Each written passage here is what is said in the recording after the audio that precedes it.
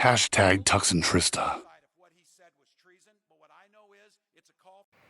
Hi there, I'm Christopher Sheriff and District Attorney here in Tucson, Arizona, and I just wanted to give a big shout out and thanks to Governor Tim Walz.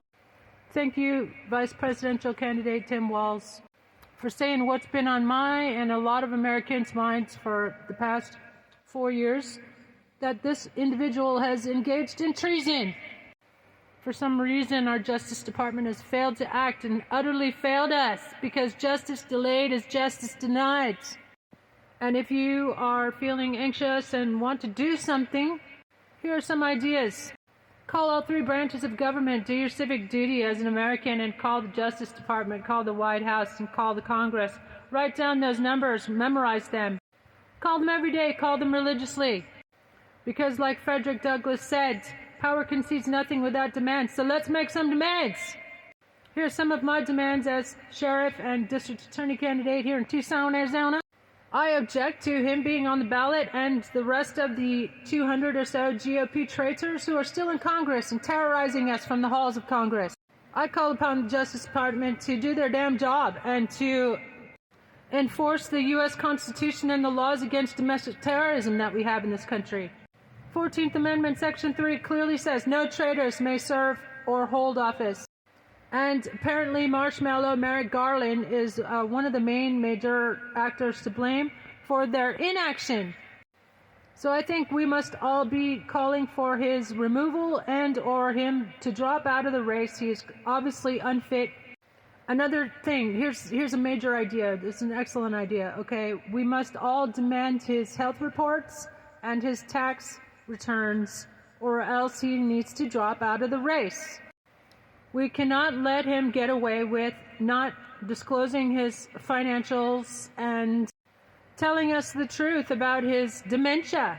That's what it is. That's what all the mental health professionals, especially Bandy Lee, Dr. Bandy Lee of Yale University, I strongly recommend go to adangerouscase.org, because all the medical health professionals are calling on the Justice Department to do something as well. And he needs to be court-ordered to undergo a psychiatric evaluation. He needs to be considered whether he is fit to stand trial, because he's obviously not. He's threatening the judges and their families, etc., and the witnesses and jurors if he can. And also, he needs to be remanded into custody about 4 years ago, after he tried to overthrow the government and the elections. We need to protest about the inaction by law enforcement in this country to remand him into custody, because he keeps criming and he keeps breaking the terms of his release.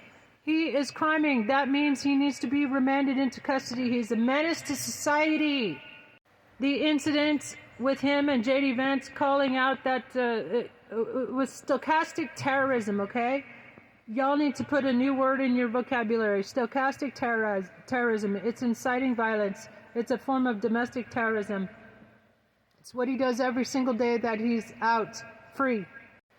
I have done America a favor and filed with the Justice Department a petition and a complaint to suspend the Republican Party altogether. They're nothing but a party of traitors. They cheat systematically and get caught red-handed, cheating in elections, all the elections, gerrymandering, throwing out millions of votes like Abbott in Texas. And here's something we should all be paying attention to, how the Democrats called out all the irregularities in the 2020 elections. Georgia was one state, I think North Carolina was, and remember Jamie Raskin and Sheila Lee was. But there were some brave Democrats who tried to call out the election irregularities in that election.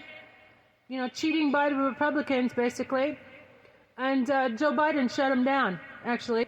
So yeah, they cheat systematically in all elections, and they persecute minorities and ethnic groups, most notably the recent scandal and fiasco that happened in Springfield, Ohio, because these mofos were saying on national TV and as dog whistles to their supporters that they're eating the dogs, they're eating the cats.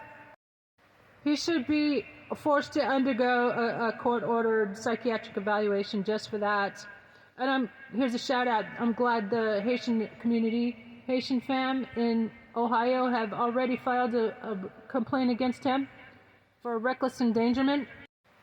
I hope you sue him for what he's worth, what the left of what he's worth. I'm often trying to warn the public he is an unindicted domestic terrorist, and I was former Oxford psychology tutor, and I have joined the Mental Health Coalition, started by Dr. Bandy Lee, Yale University, and I have been trying to warn the American public that this dude is a psycho, okay? He's narcissistic, malignant narcissistic psychopath, okay? Much like the profile of Jim Jones.